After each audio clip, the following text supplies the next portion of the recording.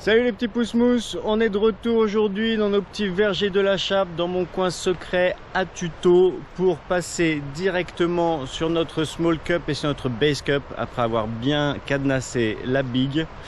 Donc on va commencer tout de suite avec quelques petits rappels et on va enchaîner avec de la small cup et de la base cup.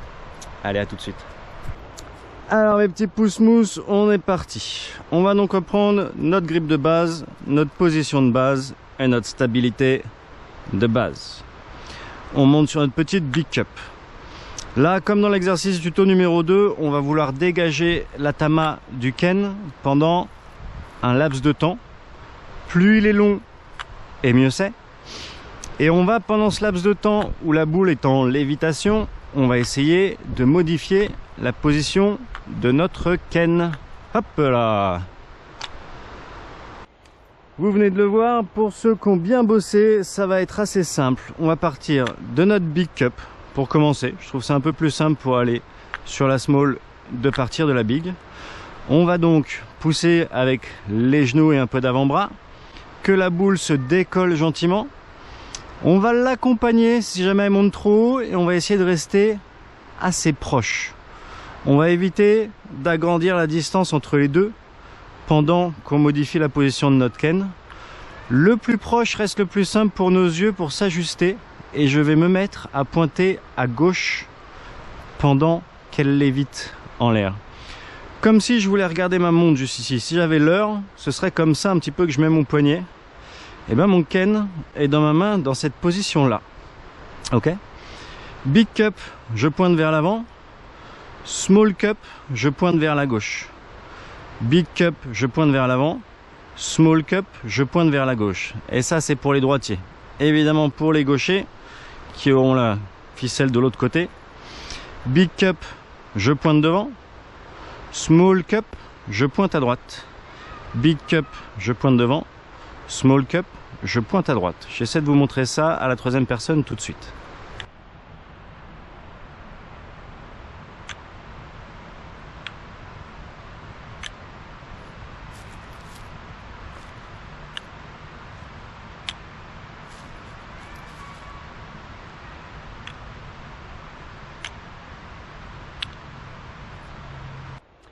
Maintenant, pour les énervés du bulbe, on peut, pourquoi pas, tout de suite partir sur une small cup.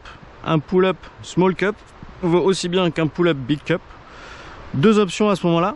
Soit je pars directement avec ma small cup bien parallèle au sol. J'exerce un petit pull-up, encore une fois, genoux et avant-bras. Avec cette position du je regarde ma montre. Bon là j'ai pas l'heure mais je vous la donnerai plus tard. On soulève. Et on pense bien à descendre malgré que notre poignet soit légèrement fléchi. Ou alors, option numéro 2, comme je disais, je pars de ma prise et de ma position avec la big cup au-dessus. Et pendant que la boule se lève, je vais aller, hop, me mettre en position de small cup. Pendant toute la durée où ma boule s'élève, j'ai le temps de changer la position de mon ken et de me resynchroniser vers le bas pour ma small cup. Aussi simple que ça.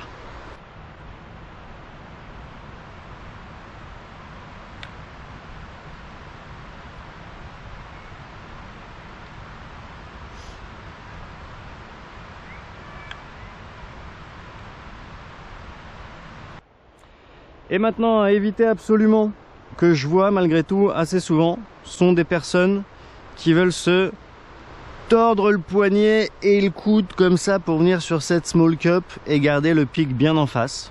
Bon, bel effort mes petits pouces-mousses. Par contre, on n'est vraiment pas agréable, c'est ultra difficile de trouver le plat.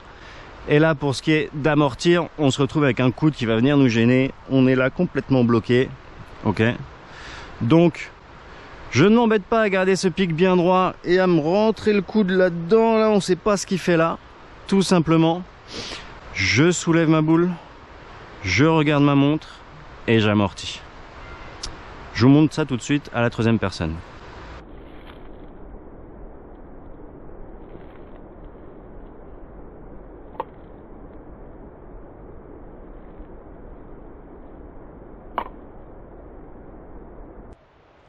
Et une dernière petite précision, quoi qu'il arrive, mon grip n'a pas changé de place.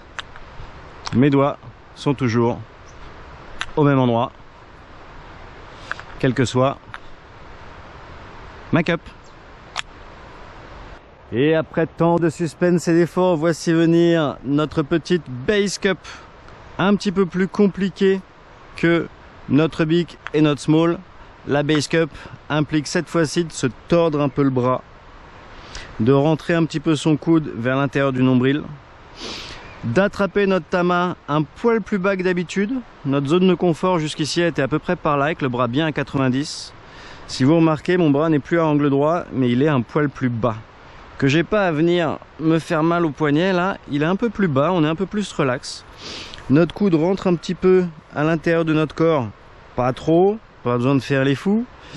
Et je remarque que chez moi, mes deux derniers doigts là s'ouvrent un petit peu pour me permettre d'avoir cette cup bien à plat. À partir de là, je peux continuer mes petits efforts d'amorti. Ok.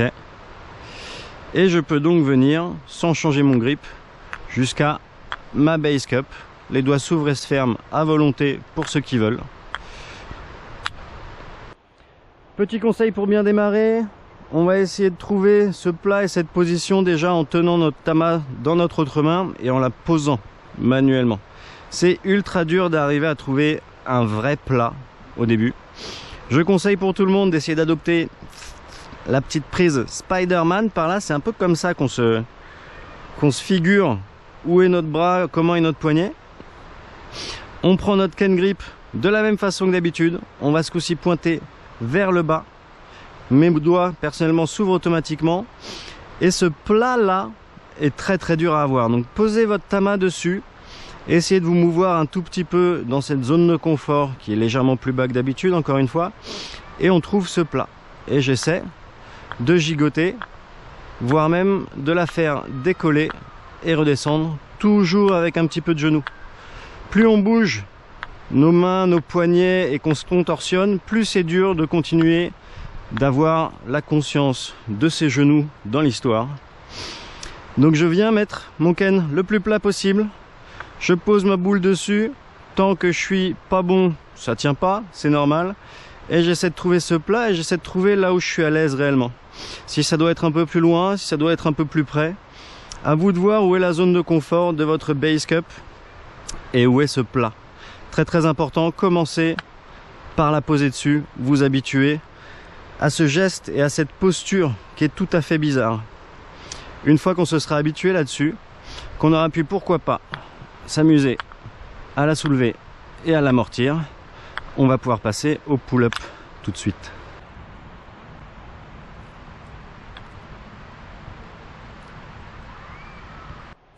Et c'est ainsi que je pull-up, base cup, pull-up, base cup. Encore une fois, j'essaie d'amener ma boule à ma main et pas ma main à ma boule. J'essaie donc de soulever ma boule à hauteur de ma main et cette fois-ci ma main va faire un tout petit effort pour être un poil plus bas, et encore c'est pas un effort, c'est à peu près le mouvement naturel pour qu'on évite de se faire mal par là. Je pull-up, je pointe vers le bas et j'amortis toujours. Toujours. Plus on amortit longtemps, plus on peut corriger un petit peu. Si je la récupère avec un petit peu d'angle au début, je peux revenir trouver mon plat pendant que je descends. Pull-up, base cup. Et pendant toute la montée de ma tama, je peux prendre ma position, le pic vers le bas et amortir.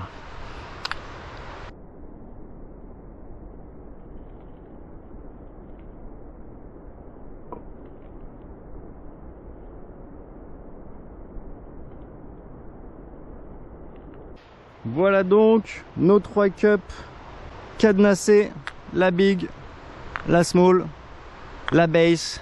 Dernier petit secret pour vous, cette base cup peut se faire en mode pingouin, avec le coude, comme vous le voyez là-bas, bien en l'air. Base cup normal, base cup pingouin, pardon. Youhou! Plus compliqué, la base cup pingouin. Certains l'ont plus naturel que la base cup normale, où on se casse le coude. Amusez-vous avec ça et on essaye toujours d'amortir avec ses genoux.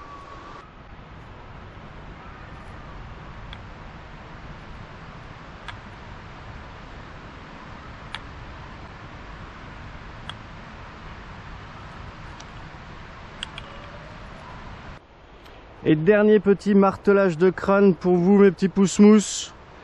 Quoi qu'il arrive, je me synchronise corps et âme avec ma Tama qui en ce moment monte et descend. Et je veux toujours insister sur la descente. Principalement le fait de redescendre avec ma Tama afin que les cups puissent absorber mes petits défauts droite-gauche et se retrouver bien lotis dans le creux de sa cup. Et c'est ainsi mes petits pouces-mousse qu'on arrive sur chacune de nos cups, qu'on a inversé même la base cup comme des fifous en mode penguin et qu'on se fait plaisir. Commencez à vous habituer à tout ça, changer de cup de manière aléatoire, ça fait travailler d'autres petits chemins neuronaux dans vos cerveaux et dans le mien. Et on se retrouve pour le prochain tuto avec du pull-up cette fois-ci, mais spike. Et même une petite surprise avec le fry pan. Voilà, parce qu'on est trop des Américains. Allez, ciao mes petits pouces-mousse, prenez soin de vous. Peace.